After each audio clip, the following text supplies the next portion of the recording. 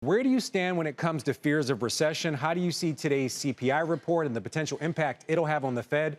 How does that shape your view going forward? Hi. So our view is that we are cautious at the moment. We think that the year-to-date rally has been pretty strong.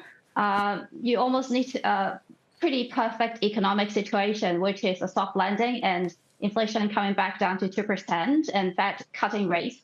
That is actually quite unlikely. We think that a recession is likely in the first half of next year. Primarily, that's because of the tightening in credit conditions. And also, the yield curve is heavily inverted. I think it will be a very difficult not to see some sort of a recession.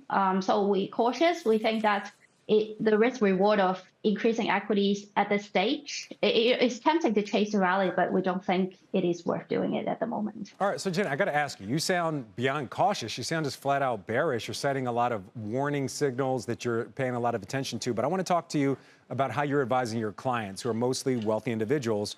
Right now, your base case for a portfolio, 3/4 of the portfolio basically in equity, 76.5%. Only 12% in bonds. So why are you so heavily in the market if you're so cautious and you see a recession coming? Yeah, so basically, so this portfolio you're looking at is one of our higher risk portfolios. So we do have a range of portfolios catered to clients with different risk appetite.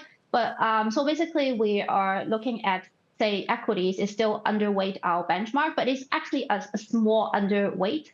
The reason is because we don't want to be too far away from the benchmark at the moment. I mean, we mentioned that we are cautious, but ultimately, we think that it is going to be a mild recession. We think that the bottom has probably been reached in last October. We don't see like a protracted sell-off in the markets, but equally, we don't think that it is going to have a massive rally from here. We think it is going to be a bit of a retracement in valuation, but not a deep one. So that's why, there is a risk that the equity rally may be going forward, but we just want to be cautious at this stage.